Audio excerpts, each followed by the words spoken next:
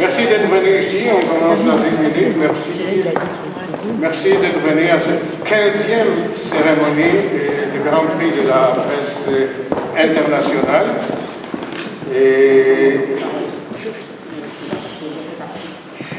décerné par l'Association de la presse étrangère, au nom de tous les journalistes de la presse étrangère à Paris, et à nos confrères français qui se sont distingués dans le domaine de l'actualité internationale, et un 15e prix. Et donc, je suis Guy Putz, président d'honneur, l'un des présidents d'honneur de cette association, qui commence à en avoir beaucoup, et c'est très bien. L'association dure, le prix dure, et merci à la mairie du 16e arrondissement et qui nous a accueillis cette année. Et on continue notre balade dans Paris et d'autres salles prestigieuses. Et c'est le maire Francis Spinner lui-même qui est invité à ouvrir cette cérémonie. Francis Spinner. Alors je vais être très bref parce que les avocats ont la réputation d'être toujours longs et de monopoliser la parole. Je suis ravi d'accueillir cette association, c'est la deuxième fois que nous le faisons, parce que je pense que dans une démocratie et dans le monde, une presse libre, indépendante, qui va montrer ce qui se passe est primordiale et essentielle. Et que nous avons la chance, dans notre pays, même si certains, au moment des passes sanitaires, viennent crier à la dictature, ce qui montre qu'il y a beaucoup de progrès à faire pour les professeurs de français sur le sens des mots, c'est une profession qui peut parfois agacer, énerver, mais qui est essentielle. Et donc c'est pour ça que nous sommes toujours ravis d'accueillir l'association de la presse étrangère, parce qu'elle est indispensable à la démocratie et qu'elle remette des prix à des gens qui parfois exercent leur métier dans des conditions difficiles. Il y a des journalistes qui meurent pour informer. C'est un métier qui paye un lourd tribut et c'est un métier essentiel et c'est donc une fierté pour moi de vous accueillir. Et j'ai été trop long et je vais m'arrêter là et place aux lauréats qui l'ont amplement mérité. Merci. Merci beaucoup. Avocat et journaliste plein combat et c'était très précis du point de vue du timing. Et nous allons commencer donc sans tarder nos différents prix et on commence par les prix télévision, qui est attribué cette année à des de nos, je ne dirais pas confrères, concerts, il y a quand même une présence féminine très très forte ce soir.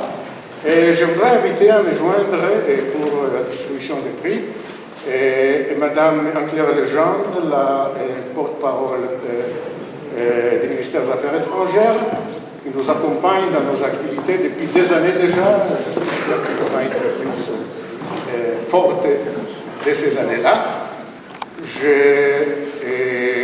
Pour décerner les prix à des télévisions, à Liseron Boudoul pour sa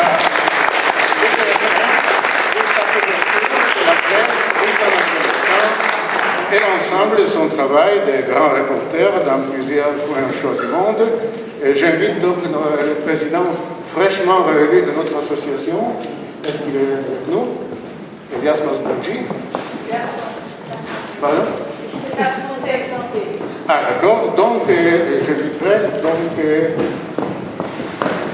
ma confrère, néanmoins ma consoeur, néanmoins président d'honneur, Christine Ranuquel, a décerné ses prix à Liseron Boudoul. Liseron avec le même personne.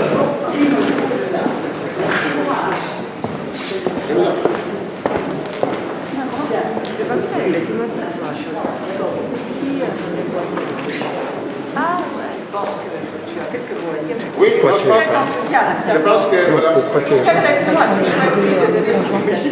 Ah oui, c'est vrai.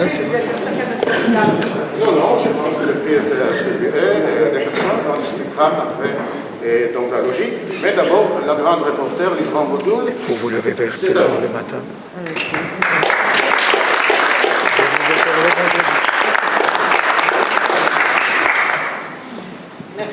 ce prix me touche beaucoup parce que comme vous l'avez dit, il met en avant la couverture de l'Afghanistan à TF1 et donc mes 2 dernières missions que j'ai réalisées avec 2 caméramans, 2 coéquipiers que je tiens vraiment à saluer ce soir et avec qui je partage ce prix complètement.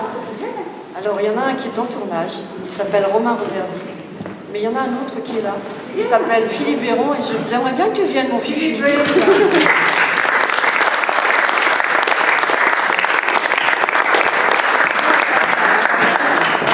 C'est un travail d'équipe. Et donc avec Fifi, nous avons Philippe, en fait, c'est un vieux pote, hein, c'est un frère Philippe Véron. Et voilà, tous les deux.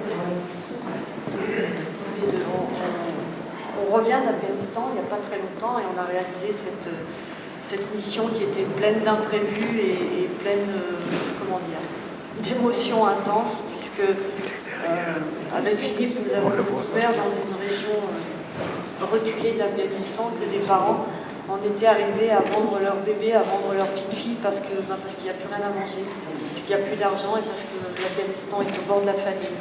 Alors nous avons raconté ce que nous avons vécu, un peu crûment, mais quelquefois, eh bien, c'est aussi notre rôle de grand reporter d'aller enquêter sur des horreurs pareilles, parce qu'il n'y a pas d'autre mot, et puis de le dire. Voilà. Donc j'espère que nous allons retourner en Afghanistan pour suivre cette histoire qui est la nôtre à TF1 et qui a ému beaucoup de téléspectateurs, puisque nous avons reçu beaucoup de messages, beaucoup de mails, y compris des chèques qui m'arrivent pour aider ces petites filles.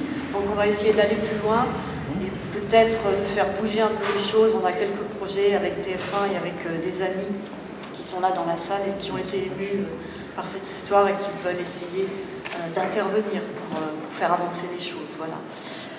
Je remercie la direction de TF1 de m'avoir fait confiance jusqu'à présent. Je sais que Thierry est là, alors aussi, Tanguy. Et je les remercie de continuer à me faire confiance pour faire ce métier que j'aime plus que tout. Merci à vous. Merci.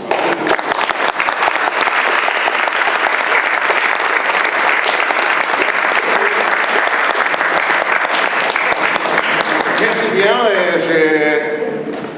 Cette fois, je pense, vous avez passé par différentes aussi attaques personnelles, moi, comme après votre couverture du Haut-Karabakh, mais vous avez bien tenu le coup.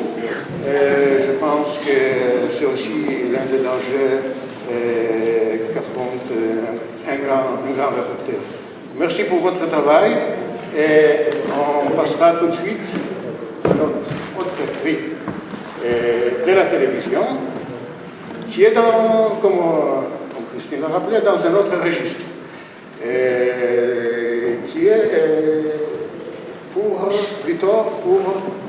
du côté des commentaires et des commentaires très originaux et le grand prix donc, de la presse internationale catégorie télévision, commentaires ou télévision ex aequo si vous voulez, est attribué à la commentatrice qui travaille aussi à l'Express, qui contribue aussi à l'Express, mais qui a vraiment surgi dans les 24 heures plus Judas sur LCI, Abnous Shalmani.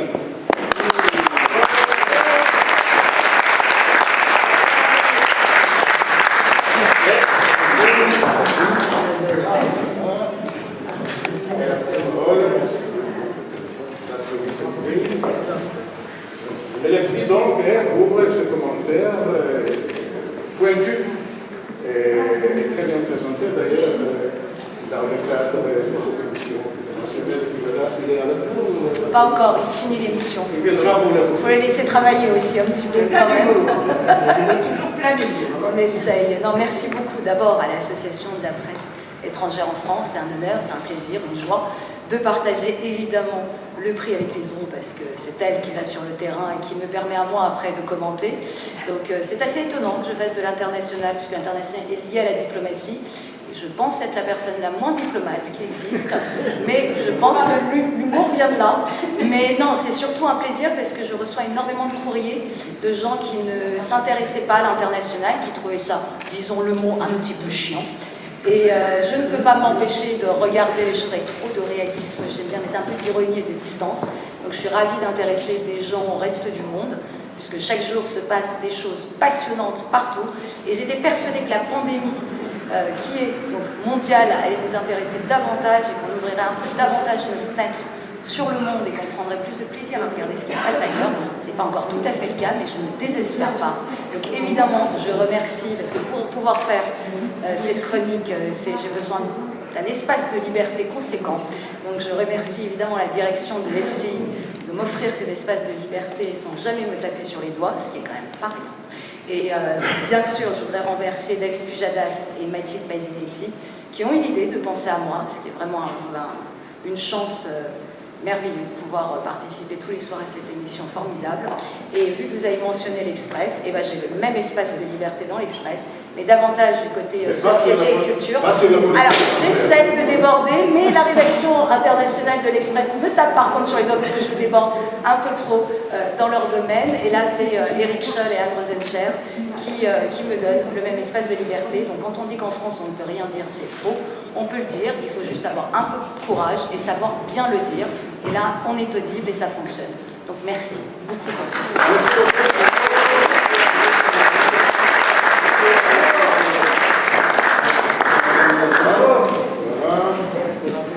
Le prix radio donc, ira aussi à une émission originale pour le moins, que j'ai découverte, et malgré l'air un peu difficile à laquelle elle est diffusée, qui est 5h23 le matin, je pense, c'est ça.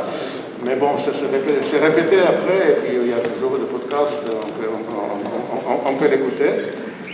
Et peut-être ça sera une occasion de demander aux responsables de Radio France, de France Info ici présent, d'essayer peut-être de trouver une heure qui nous conviendra à nous. Vous commencez très tôt, je sais, pour le point de presse, etc., pour lire le point de presse, parce qu'il n'est plus en direct.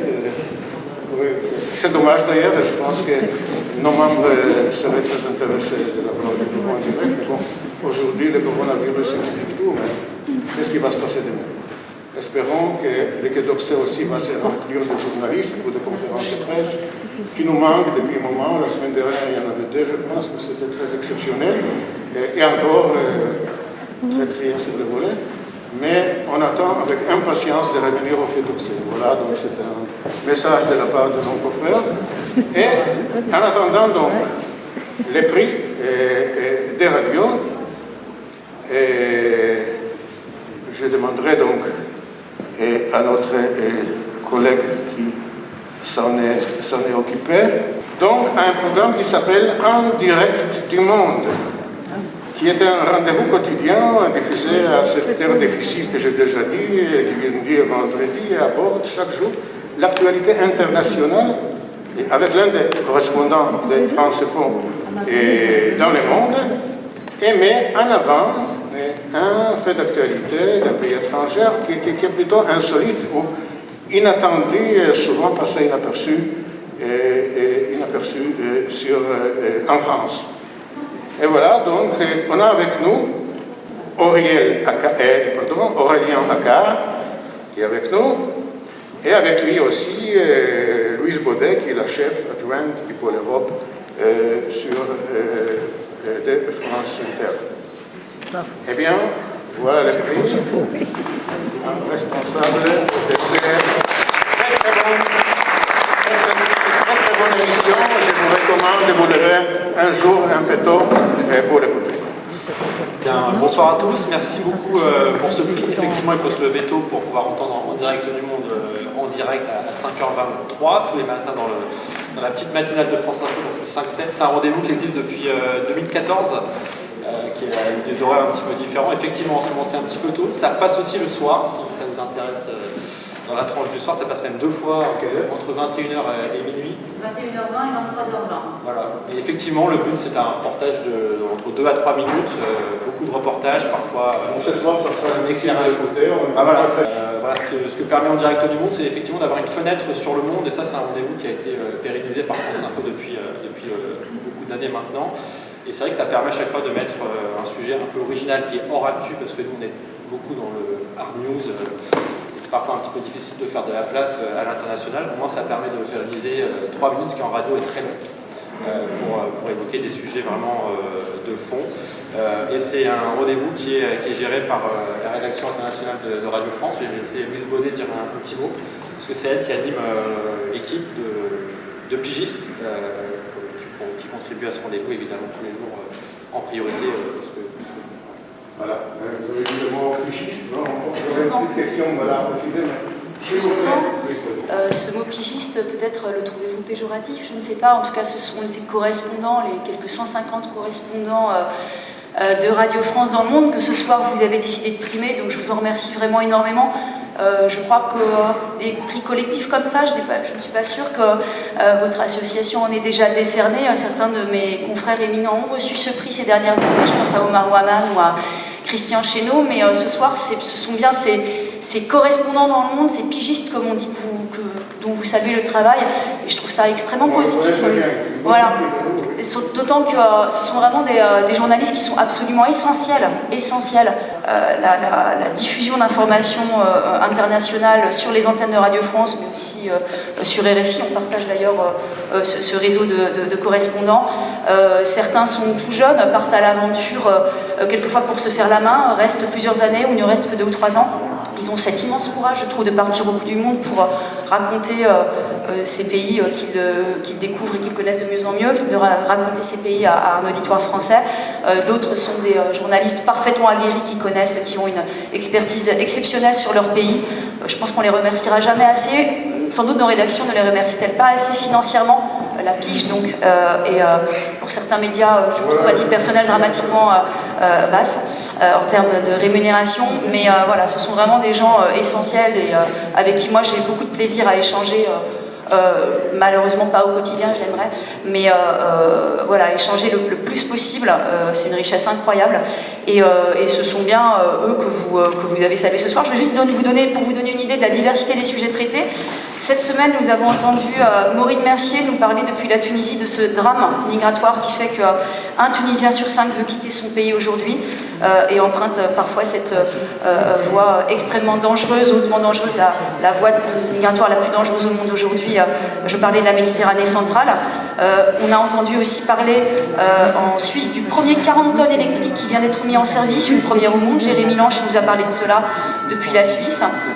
Nous avons entendu parler de la plus ancienne nécropole du monde musulman au Caire, à la Cité des Morts, qui est en train d'être démantelée. Ça, c'est Martin Roux qui nous a parlé de ce sujet.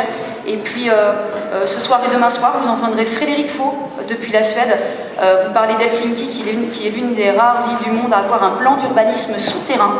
Et enfin, vendredi soir, si vous avez donc l'occasion d'écouter l'antenne de France Info à 21h20, 23h20, vous entendrez depuis la Pologne Sarah Bakalogu vous parler de la chasse aux associations et aux ONG qui aident les femmes à avorter. Voilà, c'est la diversité de l'actualité internationale sur France Info et sur toutes les antennes de Radio France.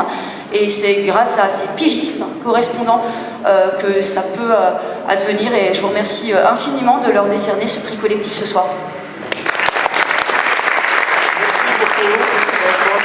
Une partie parmi nous est très au courant de cette triste destinée des pigistes, donc là il faut toujours espérer, mais ça ne marche jamais, et que peut-être un prix changera un peu le traitement ou peut-être va augmenter un peu les salaires. Bravo à ce programme, bravo à ces journalistes, bravo aux rédacteurs et aux présentateurs.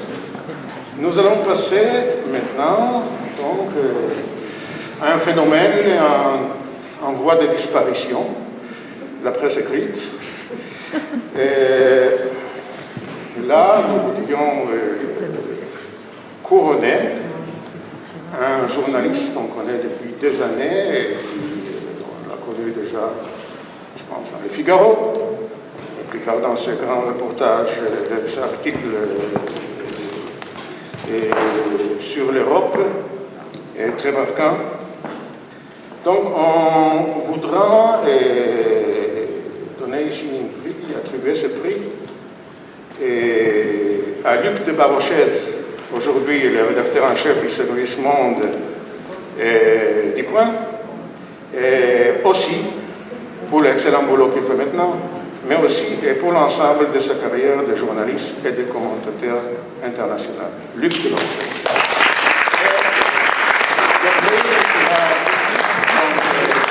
Donné par notre président d'honneur, Michela Secchi.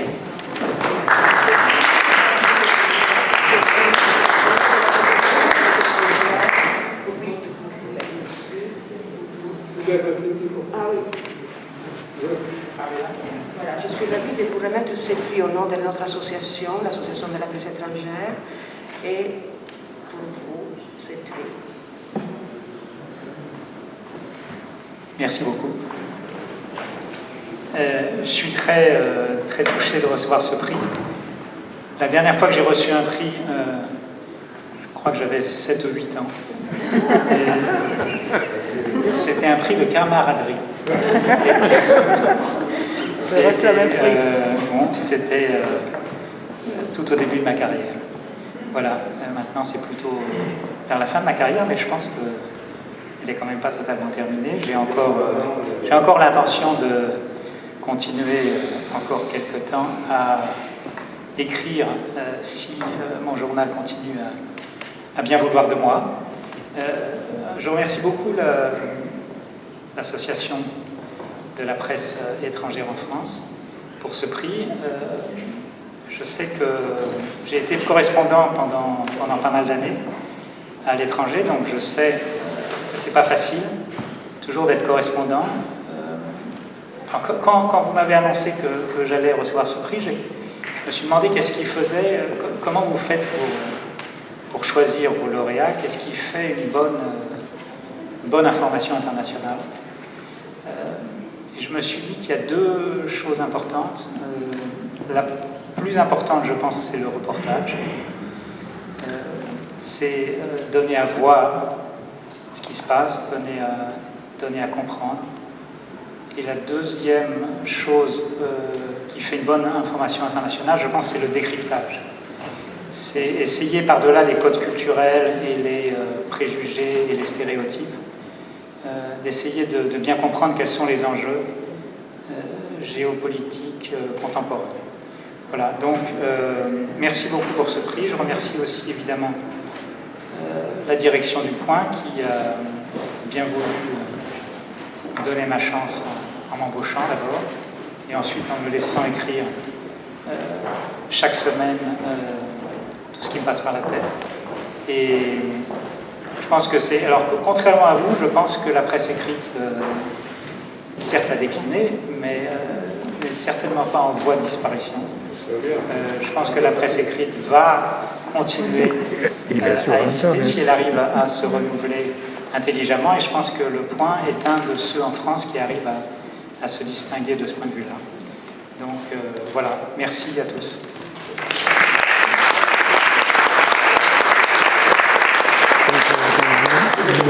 On retourne à ce journal aussi pour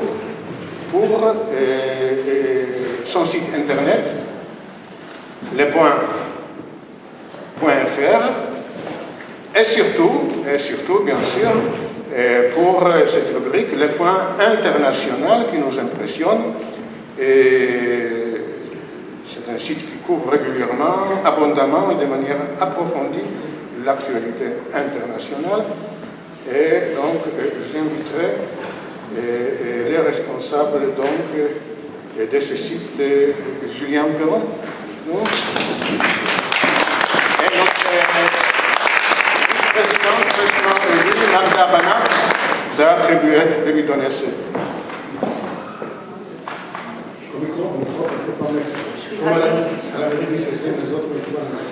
Je suis ravie de vous remettre ce prix au nom de notre association pour le travail que vous avez effectué.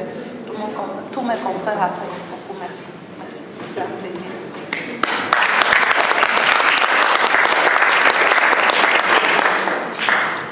Merci à vous. Merci Luc pour la photo. On fait les photos plutôt entre collègues. Je reçois le prix, mais bien sûr, c'est pas pour moi, c'est pour tout le service international du Point, pour Sébastien Le Foll, qui est là ce soir aussi, pour Luc, pour tous nos reporters à Paris. Sébastien Le Foll pourra peut-être vous joindre. Voilà. Donc c'est un prix qui nous honore tous, donc, nous à Paris et bien sûr aussi nos correspondants à l'étranger. Vous, mieux que quiconque, vous savez à quel point c'est important d'avoir un bon réseau de correspondants. Nous avons un excellent réseau de correspondants étrangers qui nous permettent de raconter le monde. Je leur transmettrai vos félicitations. Ils seront d'autant plus honorés, je pense, que ce prix vient de vous, l'association des journalistes étrangers. Parce que quand on a été basé à l'étranger, comme je l'ai été et comme ils le sont eux, on sait à quel point être correspondant dans un pays donne une vision originale et parfois une hauteur de vue sur les choses qui s'y déroulent. Donc c'est d'autant plus un honneur d'autant plus important pour nous. Et je vous remercie tous. Merci. Merci beaucoup. Et en effet, comme nos collègues, on apprécie le travail des correspondants, ce qui est le travail primaire, le travail de base. Et Madame Legendre, quelques mots de votre part sur nos lauréats, sur le journalisme international en général, et sur la peut-être collaboration du ministère avec ces journalistes. Merci beaucoup. Bonsoir à tous. Merci beaucoup à l'Association de la presse étrangère pour son invitation. Je suis extrêmement honorée d'être parmi vous ce soir pour remettre ces prix. Et je voudrais féliciter tous les récipiendaires pour cette magnifique reconnaissance de leur travail. Pour nous, votre travail, c'est évidemment absolument essentiel, que ce soit, comme le disait Luc de Barochet, pour donner à voir sur le terrain, comme Lise Romboudoul l'a fait sur l'Afghanistan, pour aussi décrypter, parce qu'on voit bien que c'est souvent des sujets complexes et qui parfois peuvent sembler ennuyeux, comme le disait Abdounouz. Et je pense qu'il faut donc donner à voir, décrypter, mais aussi faire exister tout simplement dans le débat médiatique, comme vous le faites par l'humour. Et je pense que c'est aussi une façon extrêmement utile pour nous d'arriver à communiquer ce que nous faisons à nos concitoyens et à communiquer la complexité des affaires du monde. Donc merci beaucoup à vous et merci pour le message sur les pigistes. On sait quel est le travail complexe qu'ils font sur le terrain. On sait aussi combien il nécessite pour nous de nous mobiliser sur leur protection, c'est les risques que vous courez sur le terrain. Donc ça, c'est un sujet sur lequel le Quai d'Orsay va évidemment continuer de se mobiliser. Et au-delà, on voit bien quelles sont les menaces qui aujourd'hui pèsent sur la profession tout entière. Vous savez que le ministre a créé avec RSF ce partenariat pour l'information et la démocratie. C'est un sujet qu'on souhaite vraiment porter à l'international et qui nous semble absolument critique pour la démocratie et pour le futur tel que nous pouvons le voir se dérouler aujourd'hui. Donc merci à l'association d'avoir organisé ces prix. Bravo encore aux récipiendaires. On est ravis de pouvoir continuer à soutenir l'association depuis le Quai d'Orsay.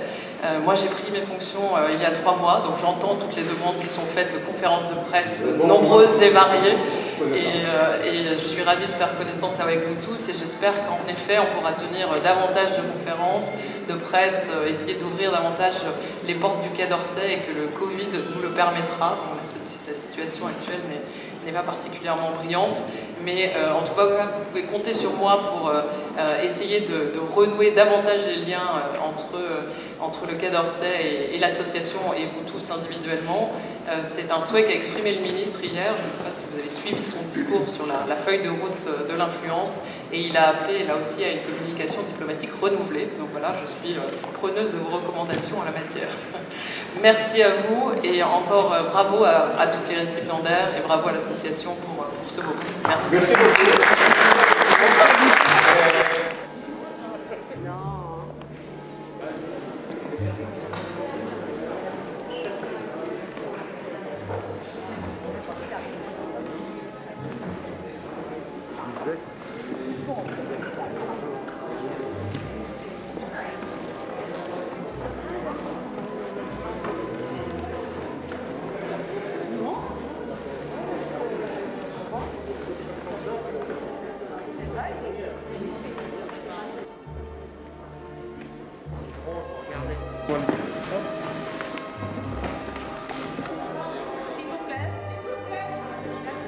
attendons habituellement que le cocktail a lieu tout de suite à la mairie. Malheureusement, cette année, on aurait dû s'adapter à cause de Covid.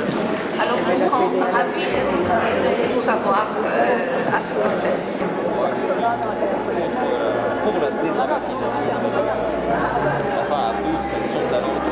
Ce que nous disait ses parents sur la religion, sur la vie d'une cité, d'une nation, elle parle Ah mais je te dis, c'est le résultat de 30 ans de conversation avec les parents. non mais c'est un éloge de l'éducation.